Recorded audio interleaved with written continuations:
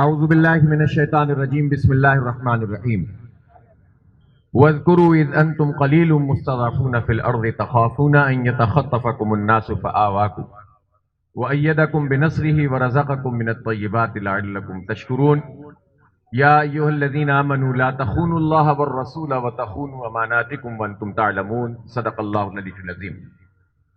اور یاد کرو وقت کہ جب تم تھوڑے تھے اور زمین میں تم کمزور تھے اور تمہیں اس بات کا خوف تھا کہ کوئی تمہیں اچکر لے جائے گا، پھر اللہ تعالیٰ نے تمہارے ہاتھ مضبوط کیے اور تمہاری نصرت کی، تمہاری مدد کی اور تمہیں طیبات میں سے، پاکیزہ چیزوں میں سے رزق عطا کیا تاکہ تم شکر گزار بن جاؤ۔ اے لوگو جو ایمان لائے ہو، اللہ اور اس کے رسول کے ساتھ خیانت نہ کرو اور ان امانتوں کے ساتھ خیانت نہ کرو کہ جو تمہیں دی گئی ہیں، بے شک اللہ رب العالمین سب کچھ جانتا ہے۔ میرے بہت ہی قابل احترام بھائیوں، میری بہنوں، میرے ننھے منھے بچوں، آج میرے برابر میں محترم برجیس احمد صاحب تشریف فرما ہیں اور میرے ساتھ یہ ننھے منھے بچے موجود ہیں۔ جب پاکستان بنا تھا 14 اگست 1947 کو تو برجیس احمد صاحب 4 سال کے تھے اور اپنے والدین کی انگلی پکڑ کر اس پاکستان میں آئے تھے، اور آج یہ بچے بھی، ہماری نئی نسل ہمارے درمیان موجود ہے اور درمیان کی پوری نسلیں بھی اس وقت موجود ہیں۔ یہ جو سفر ہے یہ نسلوں کا سفر ہے۔ یہ پاکستان کسی ایسی مملکت کا نام نہیں ہے کہ جو کسی واقعے کے نتیجے میں وجود میں آ گئی ہو۔ جنگوں کے نتیجے میں بہت ساری ریاستیں بنی اور جغرافیہ تبدیل ہوئے، لیکن پاکستان ایک نظریے کے لیے وجود میں آیا، ایک خواہش اور ایک تمنا پہ وجود میں آیا، اپنے بچوں کے مستقبل کے لیے وجود میں آیا کہ ہماری شناخت مٹ رہی تھی، ہمارا تشخص تباہ ہو رہا تھا، ہمارا دین پامال کیا جا رہا تھا، ہم انگریزوں کی غلامی میں تھے اور ہمیں برہمن سامراج کے ساتھ، ہندو تہذیب کے ساتھ خلط بلط کیا جا رہا تھا، اور ہم سے یہ کہا جا رہا تھا کہ قومیں تو جغرافیہ پہ بنتی ہیں، وطن سے بنتی ہیں، اور بڑے بڑے لوگ اس جھانسے میں آ گئے تھے۔ لیکن اس وقت پاکستان کے حوالے سے جو جد و جہد ہوئی اور یہ بات سمجھائی اور بتائی گئی کہ ہمیں ایک مملکت کی ضرورت ہے جہاں ہم اپنی مرضی کے مطابق زندگی گزاریں، اور ہماری اپنی مرضی کوئی مرضی نہیں ہے، ہماری ایک ہی مرضی ہے کہ پاکستان کا مطلب کیا؟ لا الہ الا اللہ۔ پاکستان کا مطلب کیا؟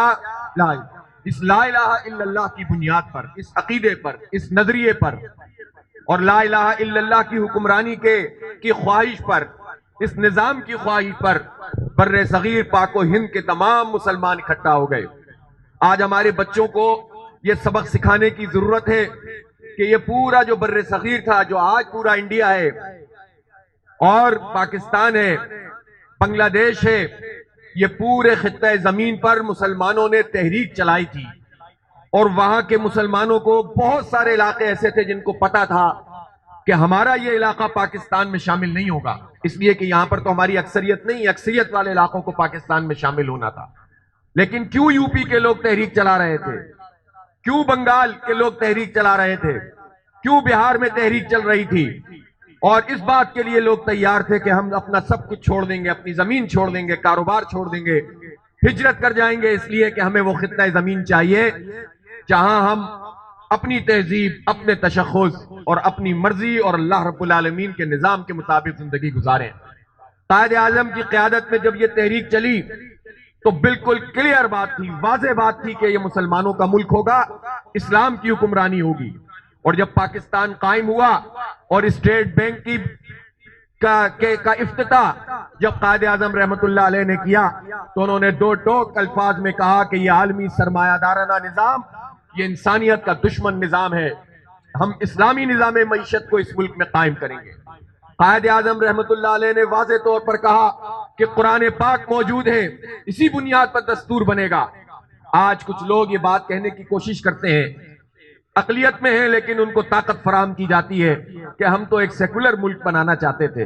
اگر قائد اعظم ایک مرتبہ بھی اس وقت کہہ دیتے کہ ایک سیکولر ملک میں بنانا چاہتا ہوں تو کوئی ایک آدمی بھی قربانی نہیں دیتا، کوئی ایک بچہ، ایک عورت بھی ہجرت نہیں کرتی۔ کتنی قیمت ادا کی ہے اس پاکستان کی، ٹرینوں کی ٹرینیں کٹ گئیں، اندھے کنووں میں ہماری ماؤں بہنوں نے چھلانگ لگا دی کہ اپنی عزتیں ان کو بچانی تھیں، اور صرف ایک تمنا تھی کہ وہ خطہ مل جائے کہ جہاں ہم وہاں پر پہنچیں اور اسلام کا نظام دیکھ سکیں۔ یہ جھوٹے، یہ فراڈیے، یہ پاکستان کو اس کی منزل سے دور کرنا چاہتے ہیں، اور یہاں پر ایسا نظام چاہتے ہیں جہاں جاگیرداروں، جہاں وڈیروں، جہاں سرمایہ داروں کی حکمرانی ہو، ان کا تسلط ہو، ان کی مرضی کا نظام قائم ہو۔ 74 سال سے ان وڈیروں اور جاگیرداروں نے پاکستان پہ قبضہ کر رکھا ہے۔ یہ کیسی بات ہے کہ پاکستان تو ایک سیاسی جدوجہد کے نتیجے میں بنا، لیکن یہاں پر سیاست پر وہ لوگ قابض ہو گئے کہ جنہوں نے اپنی مرضی سے انسانوں کو غلام بنا کر اپنی حکومت کو قائم کیا ہوا ہے۔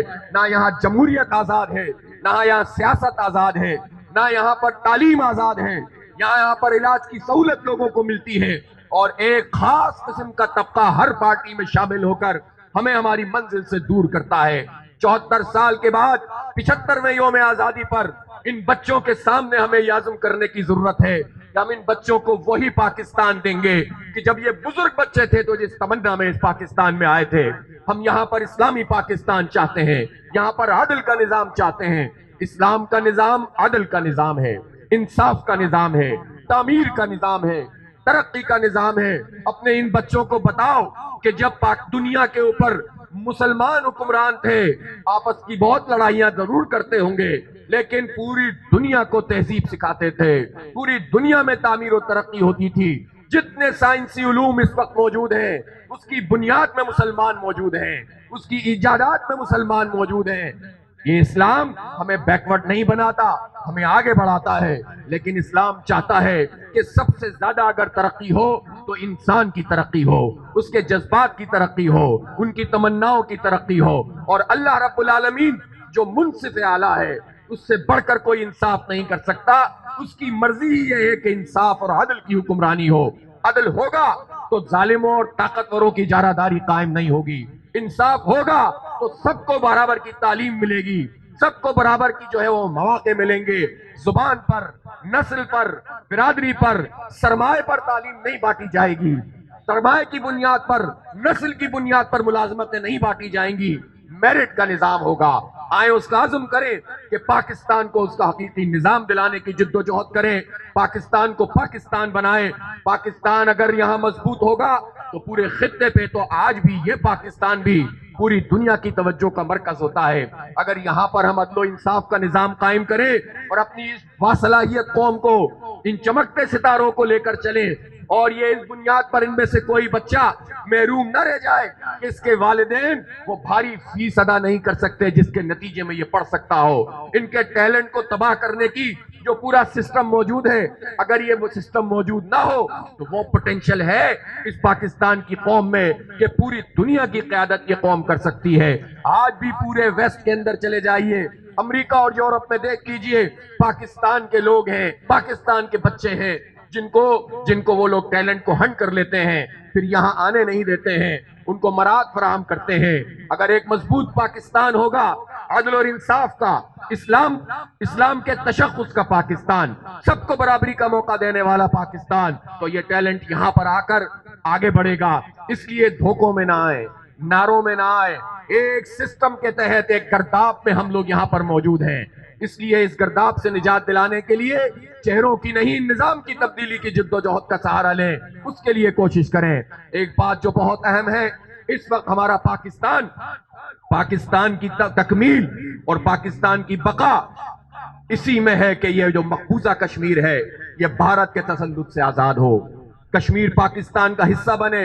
کشمیری پاکستان کے لیے قربانیاں دے رہے ہیں، ان کو جب شہید کیا جاتا ہے، جب بھارتی فوجی ان پر پیلٹ گنوں کی فائرنگ کرتے ہیں، پھر شہادتیں وہاں پر ہوتی ہیں، تو وہ جو شہید ہوتا ہے وہ اس سے پہلے اپنی زندگی میں وصیت کر کے جاتا ہے، میں مر جاؤں تو پاکستان کے پرچم میں مجھے لپٹا کر میری تدفین کی جائے۔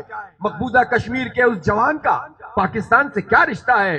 پاکستان کے حکمران اس کے لیے کیا کر رہے ہیں؟ زبانی جمع خرچ کے علاوہ تو کچھ بھی نہیں کرتے ہیں. وہ لڑ رہے ہیں، ہم باتیں کر رہے ہیں. وہ جہاد کرتے ہیں، ہم جہاد کا لفظ اپنی تاریخ سے مٹانے کی کوشش کرتے ہیں. وہ جد و جہد اور مزاحمت کرتے ہیں، ہم وہی رویہ اختیار کرتے ہیں جو مودی کا رویہ ہے. کبھی گلگت بلتستان کو اپنا صوبہ قرار دیتے ہیں، کبھی آزاد کشمیر میں صرف ریفرنڈم کرا کر مودی کے موقف کو تقویت دیتے ہیں. تو جب ہم مودی کے ساتھ کھڑے ہو تو پھر مقبوضہ کشمیر کے مسلمان ہمارے ساتھ کیوں کھڑے ہوتے ہیں؟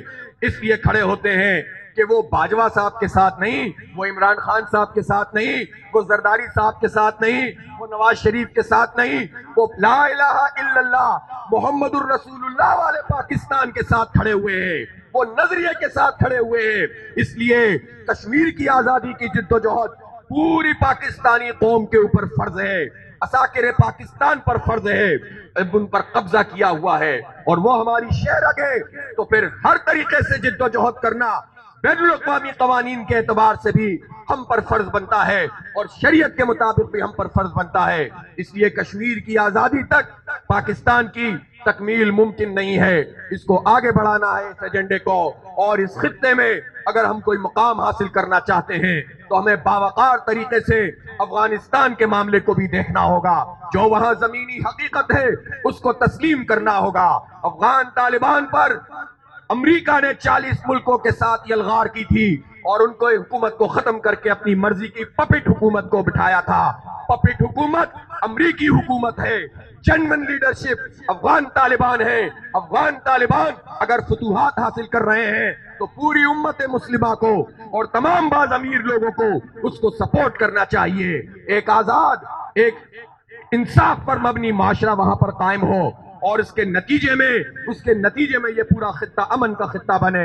اس لیے پاکستان کی تعمیر، پاکستان کی ترقی اور ان بچوں کے مستقبل کے لیے اسلام کے دامن میں پناہ لیں گے انشاءاللہ. وآخر دعوانا ان الحمدللہ رب العالمین. پاکستان، پاکستان، پاکستان کا مطلب کیا؟ پاکستان کا مطلب کیا؟ بہت شکریہ، جزاک اللہ.